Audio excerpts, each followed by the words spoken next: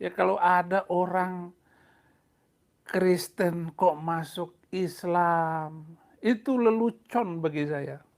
Kalau dia benar-benar mendalami Alkitab. Atau karena mungkin dia mendalami Al-Quran, bahwa Al-Quran itu jelas-jelas mengatakan bahwa orang Kristen yang masuk Islam terkutuk. Quran surat ke-5 ayat 47, hendaklah pengikut Injil memutuskan perkara berdasarkan apa yang diturunkan Allah di dalamnya.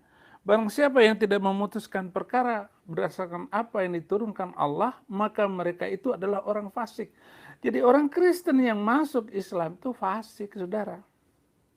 Nah, itulah yang mengherankan saya.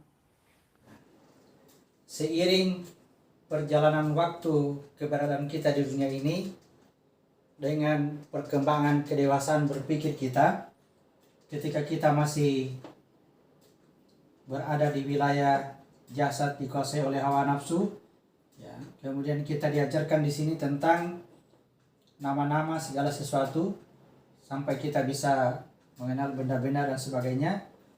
Lalu kemudian ya kita akan meningkat di usia remaja. Nah, di situ diberlakukan namanya Taurat. Ya, jadi Taurat itu pada wilayah jiwa. Di sini diajarkan oleh Musa. Jadi, dalam ajaran Taurat diajarkan tentang hukum-hukum Islam.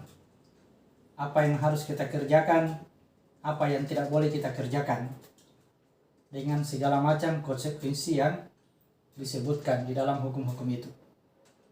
Nah, setelah kita dewasa dan berpikir lebih baik lagi, ya, kita akan mengerti kenapa kita diperintahkan untuk melakukan itu dan kenapa kita dilarang. Nah, itulah yang dimaksud dengan sudah memahami Injil pada wilayah ruh kita. Kita sudah masuk pada wilayah ruh. Di sini kita sudah belajar Injil. Di sini Allah perintahkan untuk kita berhukum kepada Injil. Kalau kita tidak berhukum kepada Injil, kita menggunakan lagi hukum yang lama ini, itulah yang disebut dengan fasik. Ya. Kita kembali kepada Taurat. Ya. Misalkan saya kasih contoh, ketika di dalam ajaran Taurat itu, ajaran hukum Islam itu, siapa yang melakukan kebaikan diganjar dengan pahala, siapa yang melakukan keburukan diganjar dengan dosa. Nah, ketika kita masuk ke wilayah Injil, bahasanya berbeda, bahwa orang yang beriman itu tidak takut dengan penambahan dosa dan pengurangan pahala. Artinya dia melakukan kebaikan itu tidak didasari lagi atas pahala dan dosa atau ketakutan terhadap neraka atau janji surga. Bukan lagi itu, melainkan karena ya ridha, mengharapkan ridha daripada Allah. Itulah yang berhukum dengan Injil. Jadi selama memahami Injil kemudian kembali lagi kepada hukum pahala dan dosa, itulah yang disebut dengan orang-orang yang fasik. Artinya perjalanan kedewasaannya menjadi turun lagi. Jadi dari rahasia ke ruh, ke jiwa, ke jasad, itu yang disebut dengan perjalanan kefasikan.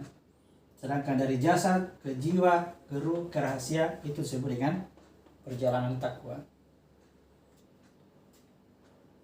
Perjalanan takwa itu berangkat dari jasad. Ya. Dalam kondisi berjasad, diri kita dicerita melalui kisah Nabi Ibrahim. Ya. Kemudian di dalam jasad kita ada jiwa. Ya, jiwa ini dicerita melalui kisah Nabi Musa. Di dalam jiwa kita ada ruh. Ruh ini dicerita melalui kisah Nabi Isa. Di dalam ruh itu ada rahasia. Ya. Rahasia ini dicerita melalui kisah Nabi Muhammad.